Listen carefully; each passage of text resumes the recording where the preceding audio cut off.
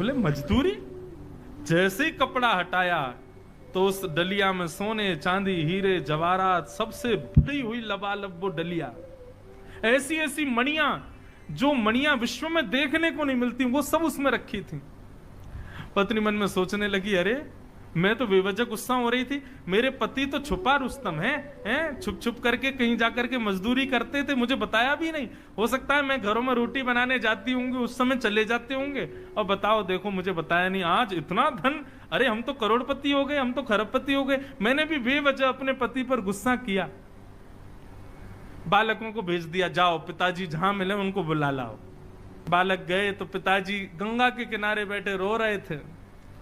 पिताजी पिताजी, माँ ने आपको घर बुलाया, चलो। बालक चले गए, उन्होंने भागवत जी की पोथी को हृदय से लगाया, रोते हुए घर आ रहे थे और बार बार प्रार्थना कर रहे थे, हे नाथ कृपा करना मेरी पत्नी की बुद्धि सुधरे। जैसे ही अपनी गली के घर की गली में आए तो अपने घर को पहचान ही नहीं पाए। क्यों? आज तो घर का स्वरूप ही बदल गया।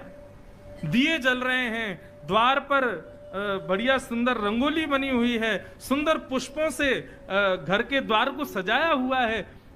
ब्राह्मण बोले ये मेरा ही घर है। सुबह तक तो ऐसा लग रहा था तेजहीन, और अभी ऐसा लग रहा है मानो सारे देवता ही मेरे घर में आ गए हों। ये क्या स्थिति हुई? चंद घंटों में सब बदल गया।